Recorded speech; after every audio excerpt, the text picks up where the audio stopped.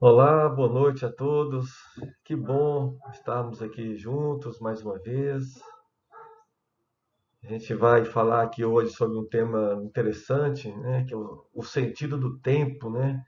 A gente está sempre aí às voltas com essa expressão, né? Principalmente nessa época agora. Mas eu não poderia começar a falar aqui sem antes externar a minha alegria com os diversos grupos que se mantêm ativos na nossa casa durante esse período tão difícil que a gente tem enfrentado. Os grupos mediúnicos, né, nas duas unidades, o grupo de estudos, a equipe de radiação, a equipe da alimentação, né, da sopa, das marmitas que têm sido distribuídas. Isso tudo deposita, irradia para a psicosfera as energias mais positivas possíveis.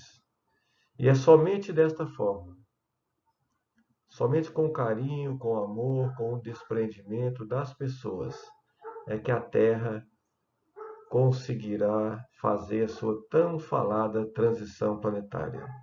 A transição começa em nós. A transição não é de baixo para cima, não é a divindade que vai bater o martelo e as pessoas serão melhores. Não. A Terra caminha com as nossas pernas. E são essas ações que a gente vê, que a gente tem visto aí, não só no Centro Espírita União, mas em muitos outros lugares que tem minorado, né, diminuído a angústia, a aflição, o sofrimento de tantas pessoas nesse momento tão difícil pelo qual o mundo passa. Que Deus abençoe todos vocês, trabalhadores incansáveis desta casa. Aproximamos do período de Natal, né? Coube a mim a alegria também de poder fazer a última fala antes deste evento tão importante para nós cristãos, né? O nascimento de Cristo. Que o Natal possa significar para cada um de nós um novo nascer, né? Um renascer de um novo homem dentro de nós. E que a fé, que a esperança e que a caridade possam estar conosco em todos os dias da nossa vida, nos tornando pessoas melhores e, desta forma, melhorando aqueles que caminham conosco e que buscam em nós um pouco mais de paz, de alegria e de tranquilidade. Pois bem, nós vamos falar hoje, gente, sobre um tema que eu já até adiantei aí, muito interessante, né? Santo Agostinho falava que o tempo não passa debalde por nossos sentimentos, o tempo nos transforma. E é só o tempo que realmente tem esse poder, né? É apenas o tempo, né? Apenas o nosso amadurecimento pela passagem do tempo é que faz com que a gente consiga mudar a forma de enxergar algumas coisas. É só o amadurecimento, é só o tempo que realmente nos fará ver o verdadeiro sentido das coisas em nossas vidas. Isso é algo bem interessante e eu gostaria que a gente parasse um pouquinho para a gente discutir isso aí, né? Porque a gente tem muita coisa para pensar em relação ao tempo, principalmente quando a gente sabe que tempo é uma questão de escolha, né? A gente que escolhe e a gente sempre responde por essas escolhas, né? Nós, seres humanos em evolução, né, a gente busca organizar os diversos afazeres cotidianos para alcançar o melhor desempenho possível. A gente se esforça muito para conseguir fazer as coisas da melhor forma possível. Ocorre que medir o tempo e o que se fazia ou se faz evoluiu apenas na forma. Nós temos hoje muitas maneiras de saber exatamente quanto tempo nós temos, de utilizar algumas ferramentas para a gente saber realmente a quantidade de tempo que ainda nos resta para fazer alguma coisa, mas nós, infelizmente, não estamos conseguindo evoluir na habilidade do aproveitamento deste tempo. Nós não estamos ainda conseguindo utilizar o tempo com eficiência, com eficácia. E por isso muitos de nós vivemos afobados, aflitos, assumindo compromissos que, para serem executados, o dia deveria ter 30 horas, 35 horas. Na verdade, nós temos assumido um volume de coisas a fazer muito maior do que o tempo que nós temos disponível. E isso nos causa angústia, essa sensação de impotência, de incapacidade, diante da impossibilidade de não termos feito alguma coisa que nós gostaríamos de ter feito por um erro administrativo nosso. Isso precisa estar muito claro na nossa cabeça. A gente precisa repensar, né, essa correta utilização do tempo. Isso muitas vezes nos causa sensações muito tristes de incompetência, de incapacidade, e que caminham ou que são terreno fértil para questões emocionais mais complexas, né? Se a gente busca na história, né, na história antiga, na Magna Grécia Antiga ali, nós iremos perceber, né, que Cronos, né, ele tinha a capacidade, pensava-se inicialmente que ele tinha a capacidade de controlar tudo, de controlar todos e de controlar o tempo também, por sua vez. Ainda na Idade Média, prevalecia a ideia de que o tempo presente deveria ser sacrificado, pois a felicidade somente seria possível em algum momento do futuro. E a grande tristeza que a gente vê com isso aí é que a gente vivia sempre em um tempo que iria acontecer. Quando eu fizer 20 anos, eu vou começar um curso superior. Quando eu fizer 25, eu vou contrair um matrimônio. Quando eu fizer 30, eu vou comprar um carro. 35, eu vou fazer uma casa. A gente vivia sempre no futuro. E esquecia que o tempo tem que ser vivido aqui, agora. O tempo precisa ser vivido agora. Nós não podemos viver em função de coisas que virão ainda. E muito menos viver das lembranças, das situações que fizeram parte do nosso passado. A cada dia, o tempo nos oferece a oportunidade de crescimento espiritual e de ressignificação das coisas. Quando a gente avança um pouco mais nesse conteúdo, né, a gente percebe que Deus, infelizmente, nos dias de hoje, deixou de ser o centro das coisas. Ocasião em que tudo passou a girar em torno do homem e da mulher e todos deveriam, para serem felizes, gozar do tempo carnal, muitas vezes com sensualismo insaciável. Nós temos visto com muita tristeza as pessoas abdicando daquilo que realmente poderá fazer a diferença para ela na vida futura, né, no tempo que está por vir, e mergulhando em uma rotina muitas vezes alucinada, que não acrescenta nada, trabalhando em questões que só favorecem a sua vida imediata, passando por cima da sua essência, deixando de lado valores que a religiosidade, eu nem digo o espiritismo, mas que a religiosidade busca em todas as seitas, em todas as religiões, despertar em cada um de nós. O Espiritismo, né, como nós o conhecemos, uma religião nova, né, 150 anos, pouco mais, ele veio oferecer à humanidade um sentido do tempo do espírito imortal.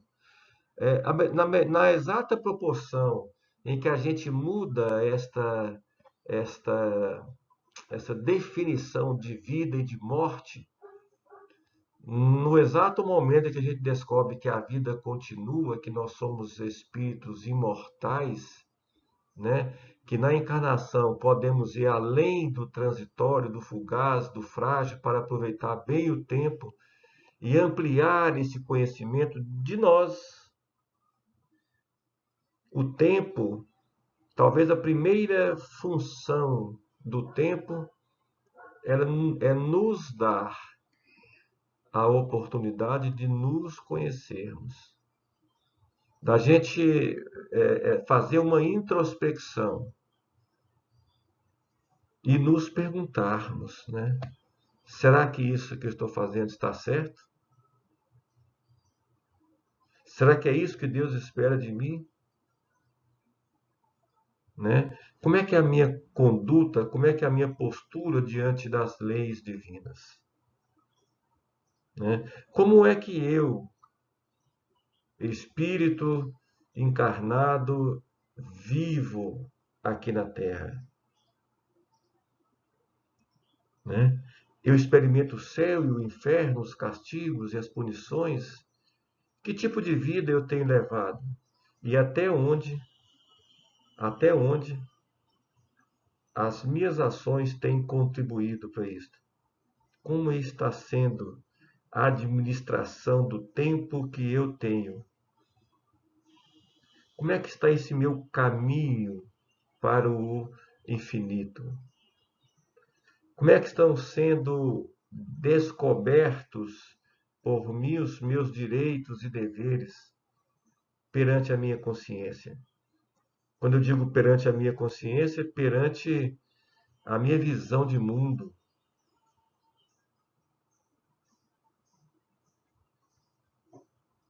Eu tenho parado para analisar o que eu tenho feito? Ou isso é muito difícil?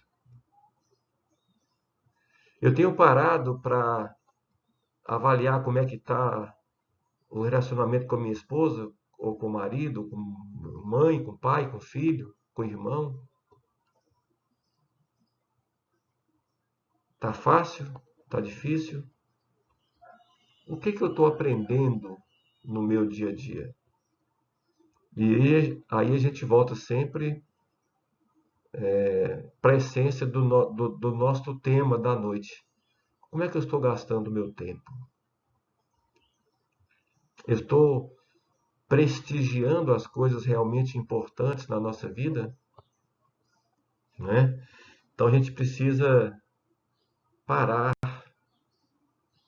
e pensar. E entender que nós temos deveres uns, uns para com os outros, principalmente para esse grupo familiar ao qual eu me referi aqui agora há pouco. Não é por acaso que nós temos o nosso pai, nossa mãe, os nossos filhos. Não é por acaso que contraímos matrimônio com essa pessoa que a gente vive. Isso é para o nosso crescimento. Esses são os nossos deveres espirituais. São as prioridades da nossa vida. Um relacionamento com uma pessoa, às vezes difícil, é como uma prova na escola difícil. Enquanto eu não dominar aquele conteúdo, eu não vou seguir adiante. Enquanto eu não dominar aquele conteúdo, enquanto eu não aparar as arestas que me separam daqueles que estão próximos e que me oferecem uma convivência tão difícil às vezes, enquanto eu não conseguir olhar para esta pessoa que tanto me maltrata com outros olhos, eu não vou seguir adiante. É importante também a gente saber que esses deveres espirituais, né, eles se conectam com os deveres morais, ou melhor, com os deveres materiais. O que eu quero dizer com isso? Nós não devemos ser escravos da matéria. O sentimento superior que deve existir em cada um de nós e que deve conduzir as nossas ações para a prática do bem, devem ser capazes de nos fazer dar à matéria e aos valores materiais a importância que eles têm lá embaixo. Que a matéria é importante para que eu possa, é uma ferramenta para que eu possa evoluir espiritualmente. Que eu não seja mesquinho, que eu não seja miserável, que eu não seja capaz, que eu seja capaz de dividir, de distribuir,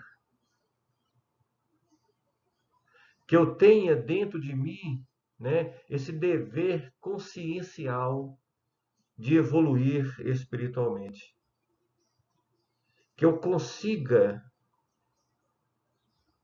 perceber o meu caminho, a minha situação, o cenário, como a condição adequada que de antemão foi preparada para mim, para que eu consiga vencer estas provas todas que vão aparecer na nossa vida. E essas coisas acontecem o tempo todo. Olha o tempo aí mais uma vez. Estando nós, né, com o corpo físico ou não. Já os deveres materiais, né, apenas os deveres materiais na estrada da vida enquanto seres encarnados, conforme, né, o que a gente vai experimentando, eles se revestem de utilidade também, mas para despertar em nós a vontade de vivenciar os exemplos extraídos do Evangelho de Jesus. Jesus veio, passou o seu tempo conosco, seus 33 anos conosco, para deixar para nós um modelo, uma guia, um caminho. Não é isso que ele dizia? Que ele é o caminho, a verdade e a vida? Que ninguém vai ao Pai a não ser por mim? Que a gente seja capaz de, em todas as circunstâncias da nossa vida, percebermos a necessidade de nós seguirmos um modelo, que é o modelo que Cristo deixou para cada um de nós, o modelo que Cristo foi para cada um de nós. Certamente, gente, nós estamos sempre conectados, né, com os nossos pensamentos, com a nossa vontade, às vezes frágil, às vezes firme, com o bem e com o mal. Isto direcionando os nossos sentimentos para valores maiores ou para valores inferiores, para os vícios das nossas paixões, o que às vezes nos leva a conduzir atos não muito nobres. É importante a gente saber que isto é o nosso livre-arbítrio. Todos os dias da nossa vida nós temos o poder de decidir. E com certeza nós vamos ser responsáveis por essas decisões. Nós somos, sem dúvida alguma, o fruto, a consequência, o resultado daquilo que a gente escolhe. E quando a gente fala de vontade frágil, de pensamentos do bem e pensamentos do mal, isso aí é o orai e vigiai. Isso é nós não permitirmos que a gente estacione em frequências vibratórias inferiores, para que a gente não seja alvo de vontades frágeis e de pensamentos ruins que trazem para junto do nosso corpo físico, do nosso duplo etérico ali, energias negativas. A gente não pode perder de vista que somos nós que estamos no controle da nossa vida sempre. Sempre somos nós. Eu costumo dar um exemplo, né, quando falo nessas reuniões, que nós somos o cocheiro. Nós somos o cocheiro. Né? A carroça, a carruagem, é o nosso corpo físico ali, e os cavalos são os nossos sentidos. Né? E eles vão para onde nós os deixarmos ir, onde o cocheiro permitir que eles sigam. Ou se vão permanecer na estrada, ou se vão sair. Né? Nós é que somos os senhores da nossa vida. Jamais poderemos nos vitimizar diante das situações ruins, porque elas são resultados de atos não nobres ou de vícios que ainda experimentamos. Nós somos os senhores da nossa vida. Não percamos isso de vista. Daí então a gente percebe, agora que nós já entendemos, né, o que nós já sabemos com certeza, que a gente recebe aquilo que a gente transmite, a gente recebe tudo aquilo que está naquela faixa vibratória que a gente está experimentando naquele instante, a gente percebe que a gente pode canalizar a nossa vontade, os nossos sentimentos e os nossos pensamentos, fazendo com que os nossos atos comecem a ser expressos como atos imortais. Atos imortais são aqueles que servirão para nos ajudar quando nós não mais tivermos aqui nosso corpo físico. E é para isso que nós estamos aqui. E é para isso que o tempo também serve. Para a gente trabalhar. Porque esses atos a gente não colhe. A gente tem que plantar, trabalhar, cultivar tudo isso aí. Né? Compreendemos, então, de uma forma muito clara, que atos imortais são aqueles que estão conectados com o nosso propósito existencial, propósito da existência do espírito da jornada rumo à pura e eterna felicidade. Propósitos estes que foram aceitos por nós antes da nossa encarnação. Ou alguém acredita que a gente vai encarnar, vai lá e vai viver a sua vida. Vai nascer em qualquer lugar, vai casar com qualquer mulher, vai ter qualquer filho, vai estudar qualquer profissão, vai ter a oportunidade de fazer isso, fazer aquilo. Não. Tudo é planejado.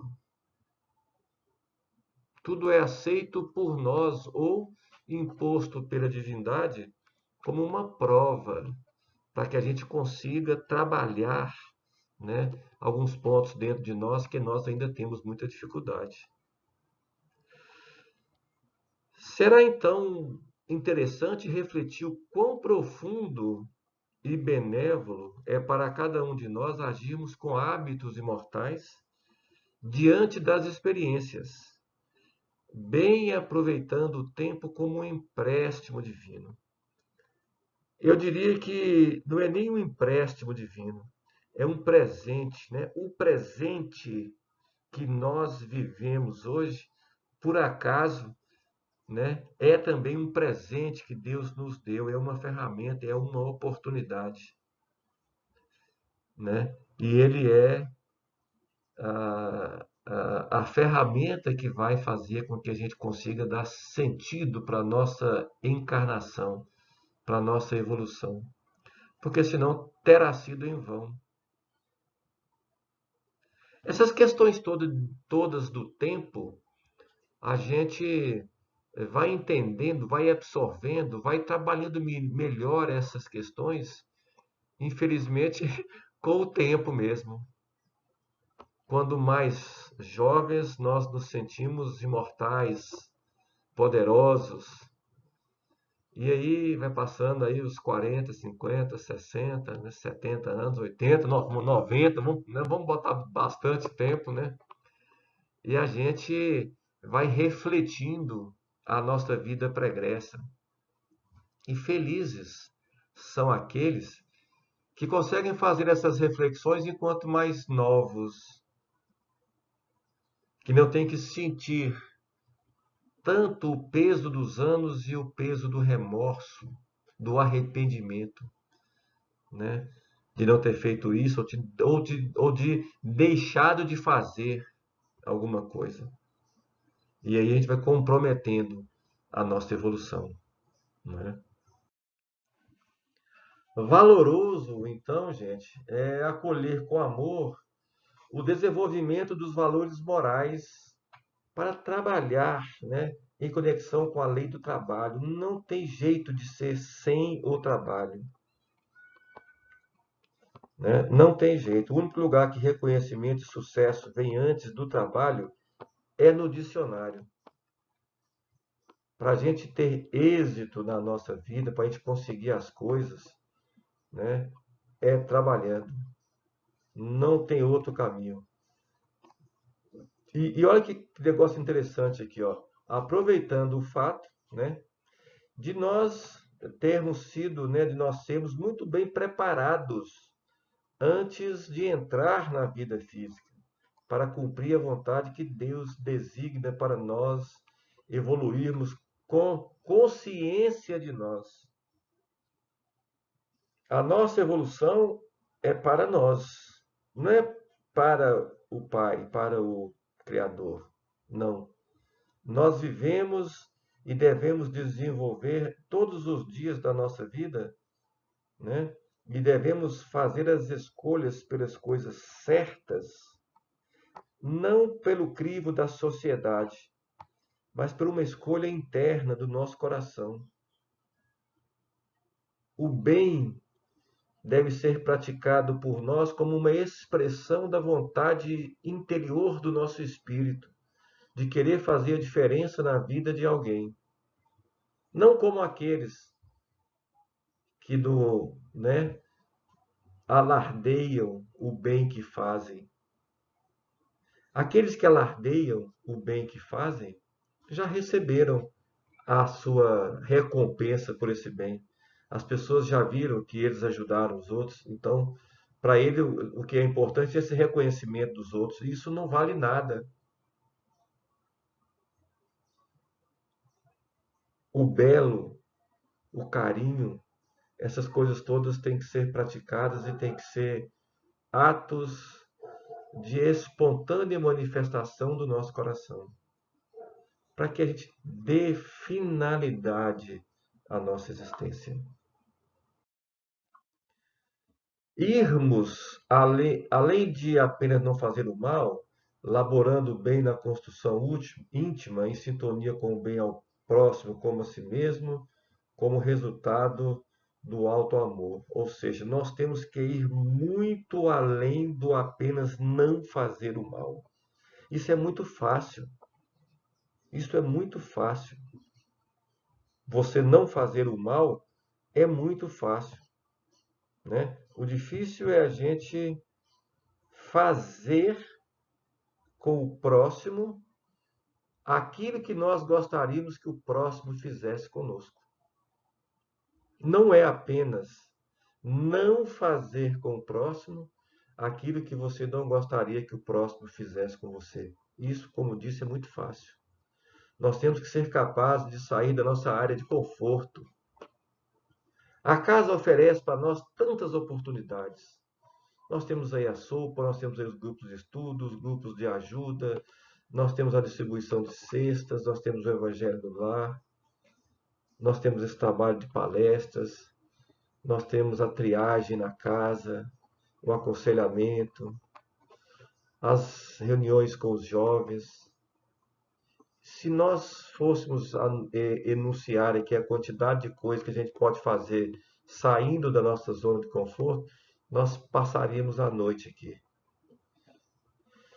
Isso não é fácil, mas é isso que é esperado de cada um de nós.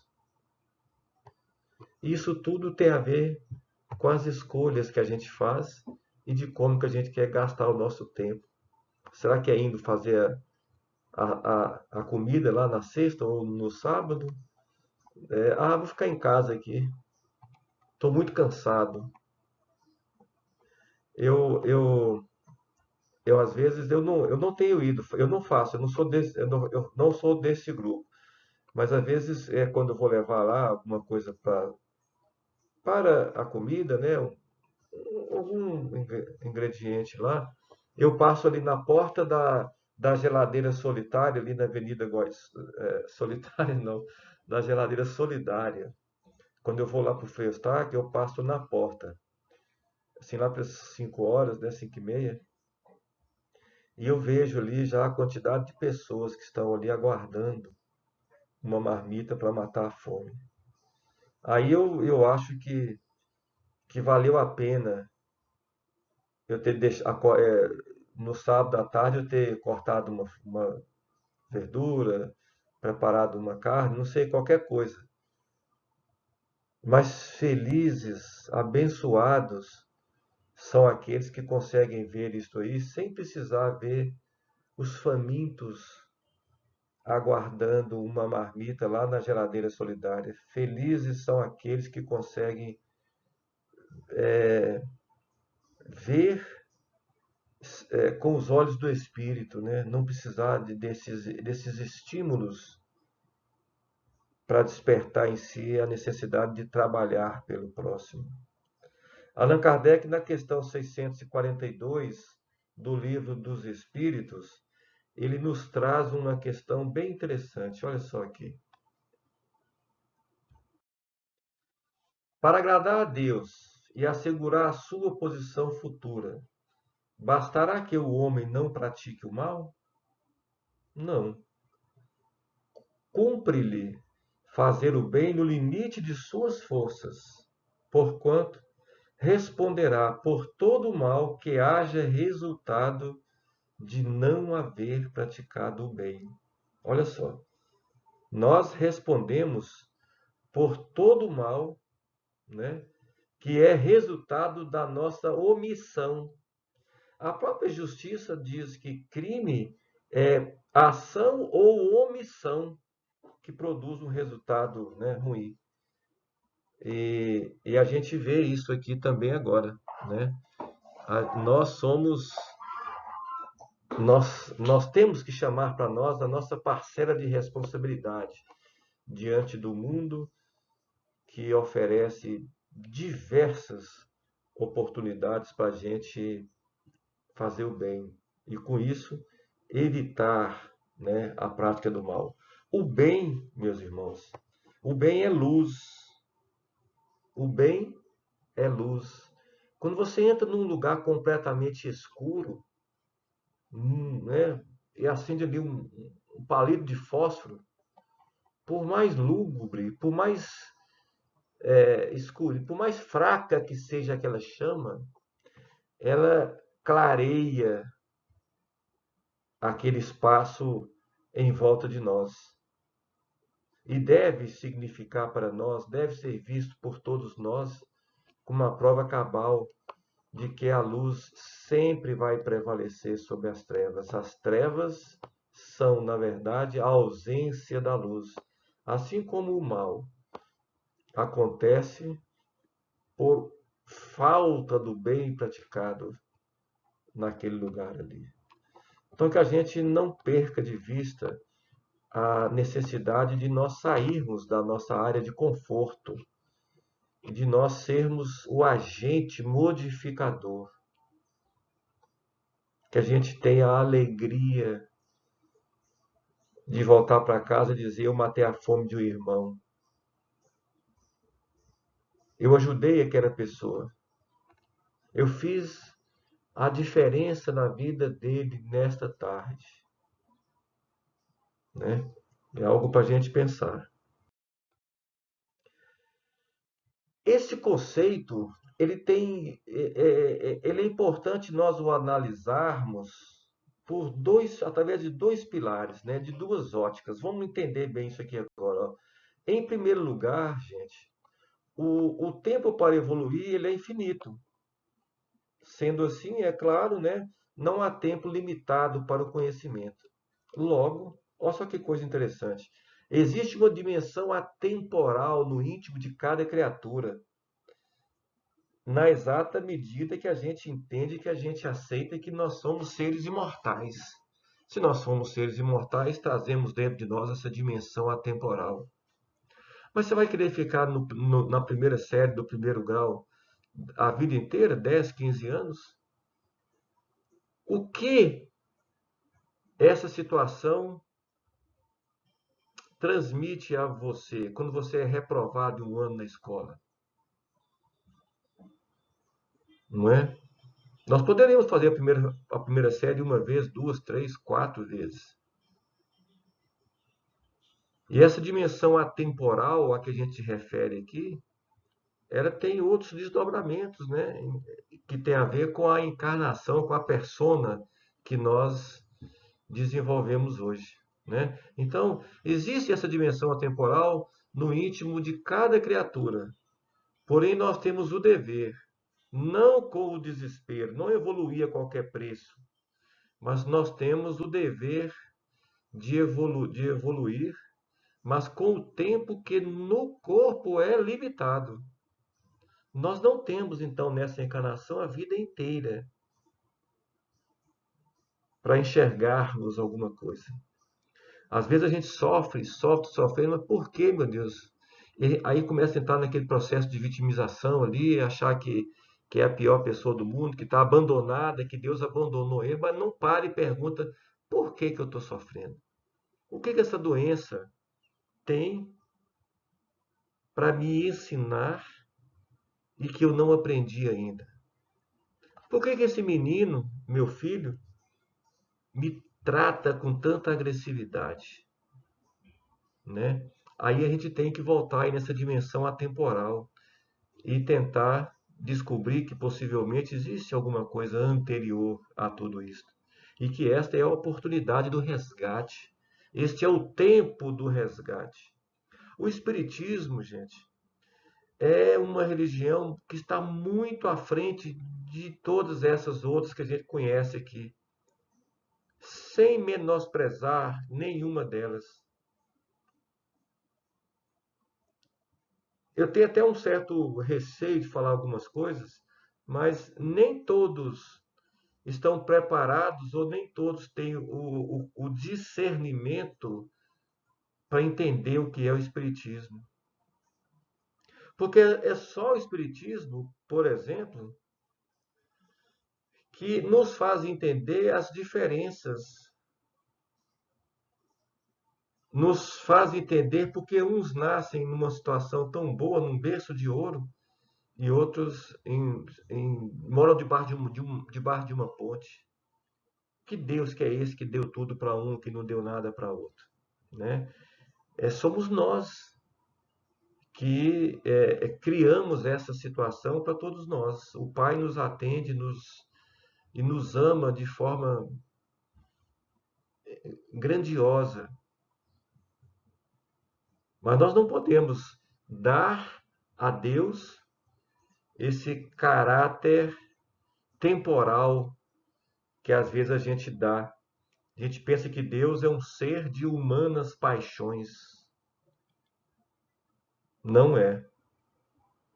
Nós temos que entender e aceitar essa nossa passagem, né, esse tempo de encarnação, eu, Salmé, né, eu tenho que entender esse tempo de encarnação partindo do princípio que eu sou um espírito imortal, vivendo uma experiência neste corpo físico para aprender alguma coisa, para me relacionar com alguém,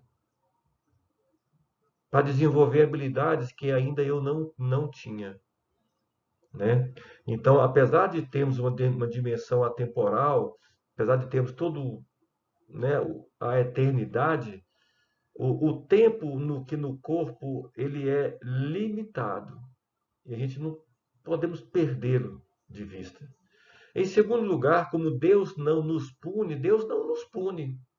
por eu ter matado o irmão, roubado, sido um mau filho. Não, eu vou pagar por isso. Eu estou construindo o meu caminho. Né? Deus não é um cobrador. Né? Nós é que somos convidados a lembrar que o Pai, o que o Pai mais quer de nós é a nossa evolução para nós nos aproximarmos dele. Razão pela qual nos provê todos os dias da nossa vida, todas as horas, todos os minutos da nossa vida. Ele nos provê com todas as experiências necessárias para que a gente seja capaz de abrir os nossos olhos para aquilo que se descortina diante de nós e que a gente não consegue ver. Esse é o nosso desafio, né? Mudar as nossas lentes, os graus dos nossos óculos, para que a gente consiga enxergar aquilo que está diante de nós que a gente não conseguiu ver ainda. Né? Tem uma outra pergunta interessante, né, no Livro dos Espíritos também, a pergunta 115, que ele fala sobre isso que nós estamos falando aqui, ó, sobre a progressão. Né? E eu fiz questão de trazer essas perguntas para cá, essas duas perguntas, porque a gente faz no centro muitas vezes palavras, ó, a gente faz palestras assim de cunho religioso, de cunho moral, tentando tocar, sensibilizar as pessoas, né, acessar o coração delas, mas às vezes a gente não tem ali a preocupação de passar também um pouco do ensinamento, porque a gente sabe também que nem todo mundo lê, né? O espírita precisa estudar, né? O espírita precisa estudar o livro dos espíritos, o livro dos médios, o céu interno, o céu e o inferno, né? O Pentateuco espírita, nós temos que estudar. Porque se nós não conhecemos, nós não entendemos a mecânica. Como é que qual é a forma que as coisas acontecem? Por que que é assim? Por que que não é assado? Né? Então, quando a gente estuda, a gente começa a compreender. Então, aqui uma outra pergunta interessante aqui, ó. Os espíritos, uns terão sido criados bons e outros maus?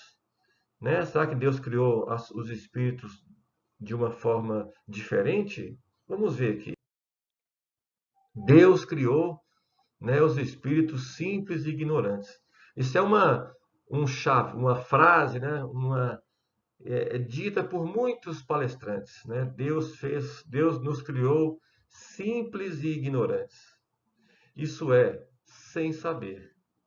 A cada um deu uma missão, com o fim de esclarecê-los e de os fazer chegar progressivamente à perfeição pelo conhecimento da vontade, para aproximá-los de si. Nós não somos filhos de Deus? Nós não somos feitos à imagem e semelhança de Deus? Se nós somos feitos à imagem e semelhança de Deus, se somos filhos de Deus, ao nos aproximarmos de Deus, nos aproximamos da nossa essência, ou ao nos aproximarmos da nossa essência, que é o amor, nos aproximamos de Deus. E esse é o caminho que a gente tem que seguir. Passando pelas provas que Deus impõe, é que os espíritos adquirem o conhecimento. Cada um reage, porém, né, de uma forma diferente. Cada um tem uma reação diversa. Cada um tem os seus valores. Uns são bem mais velhos do que os outros e alguns conseguem enfrentar certas situações com muito mais tranquilidade, com muito mais serenidade, né? Uns aceitam essas provas e chegam mais rápido à meta e superam. Estuda como uma criança que estuda para fazer uma prova. E outros, infelizmente, a suportam murmurando.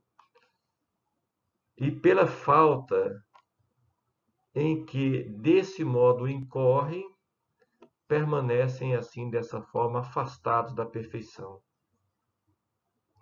É aquele menino birrento que está sempre respondendo. Por que tem algumas crianças tão afáveis, tão dóceis, e por que tem crianças com temperamento tão difícil? Isto com certeza não é da criança, é alguma coisa que ele já traz. Mas é esse o nosso desafio. É ali que a gente tem que combater, né? Ali está a essência da nossa vida. E nós não temos, né, dentro dessa dimensão atemporal, o tempo todo do mundo, porque nós somos limitados pelo nosso corpo físico, pelo tempo de vida do nosso corpo físico, né? Ainda sobre esse mesmo fato, essa pergunta, acho que todo mundo sabe, não preciso falar, mas o livro dos Espíritos são perguntas que Allan Kardec fez para os espíritos. Assim, uma curiosidade, ele reuniu diversos grupos em diversos lugares e mandou as perguntas. E as pessoas faziam as mesmas perguntas em locais distintos, diferentes, isso ao mesmo tempo. Depois as perguntas voltavam e as respostas eram idênticas, né? Eram as mesmas respostas. Quando Kardec fez essa primeira pergunta aí para eles, né? Ele obteve esta resposta, ele sentiu necessidade de complementar. Segundo o que é capaz de dizer os espíritos, em sua origem, seriam as crianças ignorantes e inexperientes, só adquirindo pouco a pouco os conhecimentos de que carecem, com o percorrerem as diferentes fases da vida? Em parte, nós já respondemos isso aqui, né? A comparação é interessante. Só que a gente não pode esquecer que o espírito é um ser que vive centenas, milhares de anos. Quando a gente fala de transição planetária, às vezes eu vejo as pessoas, será que eu vou assistir a transição planetária? Sabe? O meu neto vai ver? Né? Qual é a dimensão do tempo nessa outra dimensão do mundo? Né? O que significam 100 anos para quem está na erraticidade? Quem está desencarnado, né? Usando aí uma outra palavra. A criança rebelde se conserva ignorante e imperfeita, assim como o espírito rebelde. Seu aproveitamento depende da sua maior ou menor docilidade. Mas a vida do homem tem termo, ao passo que a dos espíritos se prolonga no infinito. Esta criança rebelde vai ter que experimentar, né, a, a, a vida infinita do espírito para perder esse caráter agressivo e adquirir a sua docilidade. A gente vai adquirindo as coisas conforme as nossas experiências. Voltamos à escola. A gente aprende a somar quando a professora, lá no primeiro, segundo ano, nos ensina a fazer as contas. Mas é minha opção querer aprender ou não. Se eu aprender, eu vou saber contar o meu dinheiro. Se não, eu vou depender dos outros. E às vezes vou sofrer por isso, porque vou ser enganado pelos maus, né? Então, assim, esse caminho, ele é maior, o tempo que a gente gasta é maior ou menor, de acordo com as nossas opções, né? De acordo com o que a gente escolhe fazer.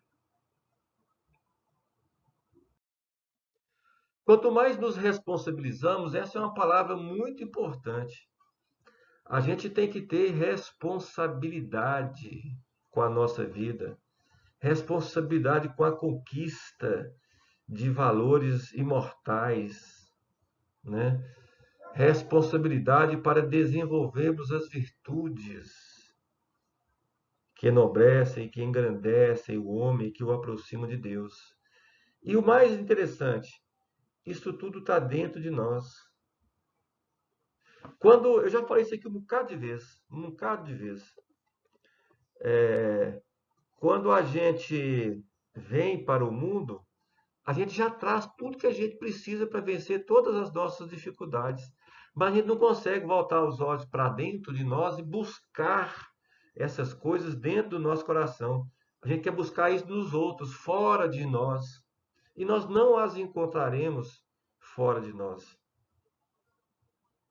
Nós não encontraremos essas virtudes, essas conquistas fora de nós. Nós temos que fazer o nosso coração vibrar para que isso nos seja apresentado, né?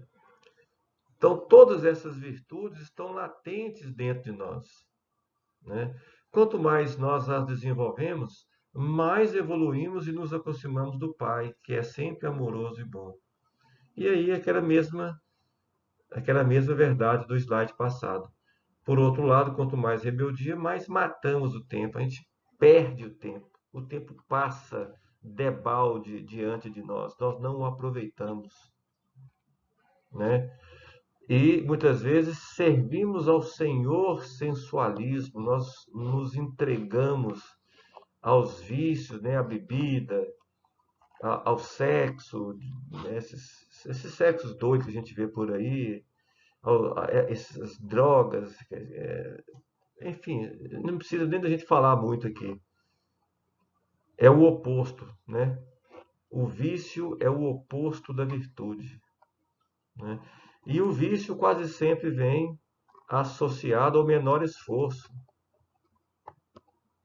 É muito mais fácil você fazer alguma coisa errada do que fazer o que precisa ser feito. É muito mais difícil a gente falar a verdade para as pessoas. E a gente tem, às vezes, raiva ou trata mal aqueles que nos dizem as verdades que nós não gostamos de ouvir. Muitas vezes a gente quer ter próximo da gente, da nossa equipe, só aqueles que nos elogiam, que apontam as nossas qualidades. A gente não quer ter aqueles que apontam o dedo, né, para os nossos erros. Isso nos incomoda. E a gente precisa ter essas pessoas, porque muitas vezes elas estão assumindo o ônus de se desgastarem diante de nós para nos mostrar onde nós devemos ser melhores. E a gente não recebe bem isso às vezes. Então fica aí mais uma coisa para a gente pensar. Vamos analisar com critério aquilo que as pessoas dizem de nós e que a gente não gosta de ouvir. Será que elas estão certas? Né? Será? A gente precisa fazer esta pergunta. Tem que mudar de lado, né? Será que o que eu estou fazendo é certo? Isso não é fácil, gente. Essa meia-culpa, olhar para dentro da gente, isso não é fácil. Quando Jesus cegou Saulo na estrada de Damasco, foi exatamente isso que Jesus queria com Saulo. Quando Jesus falou, Saulo, Saulo, por que me persegues? Jesus, quando cegou Saulo, ele queria que Saulo, tendo os seus olhos materiais fechados, que ele voltasse os olhos para dentro de si, e lá buscasse o que ele nunca tinha contado na vida toda. E nós também estamos nesse mesmo barco, matando o tempo às vezes e deixando de ver aquilo que a gente precisa descobrir enquanto ainda é tempo, né? Importa lembrar, gente, que se o tempo fosse nosso, isso é outra coisa interessante. Importa lembrar que se o tempo fosse nosso, nós poderíamos controlá-lo. Teríamos como adiantar, atrasar, né? Mudar o tempo ali. Mas isso não acontece. A gente não sabe quando vão se esgotar os nossos dias aqui na Terra, ou as nossas horas, né? A gente não sabe disso. Mas a gente tem um tempo definido. É certo também que esse tempo pode aumentar de acordo com o bem que nós fazemos, com a nossa capacidade. Isso chama-se Dharma. Quando a gente tem um karma para superar, e nós temos uma outra coisa chamada Dharma, que é a capacidade de reverter tudo isso aí. Muitas vezes você vem aqui e você vai viver aqui até você ser capaz de perdoar aquele seu irmão que te maltratou numa vida passada e que está dentro da sua própria casa agora. Você vai viver até ser capaz de perdoar esse irmão. Mas você foi muito além. Além de você ser capaz de perdoar, você começou a amar aquele irmão. E a divindade então te oferece mais um tempo para que você possa experimentar, né, esta relação perdida em outras épocas.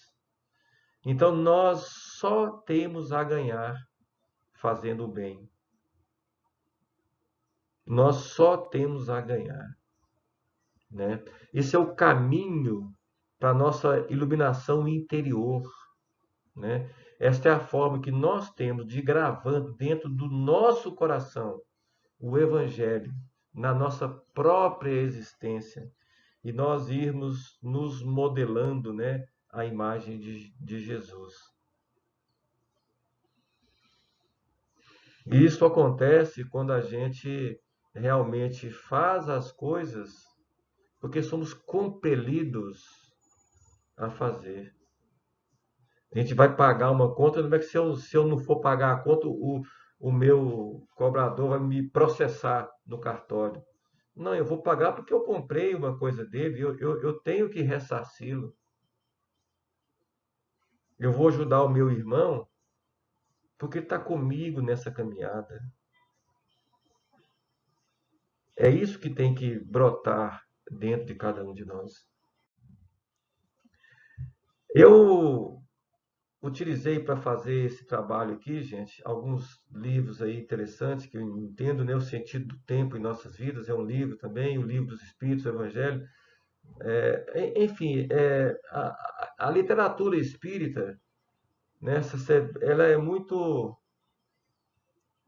Ela usa uma técnica que na pedagogia, né, no ensino, no processo de ensino-aprendizado, a gente chama de círculo concêntrico. A gente aborda a mesma coisa com intensidades diferentes. Então, que a gente consiga, todos os dias da nossa vida, voltar a pontos importantes na nossa vida que, de alguma forma, nos marcaram e que a gente tenha a capacidade de enxergar essas coisas com outros olhos. Que o tempo seja capaz de nos modificar, de nos fazer pessoas melhores. Que o tempo nos aproxime mais uns dos outros. Que o tempo desperte em cada um de nós o amor e a chama divina que habita o coração de cada um de nós. Que o Senhor nos abençoe, nos proteja e que dê muita luz para todos nós, muita força para superar esses momentos todos.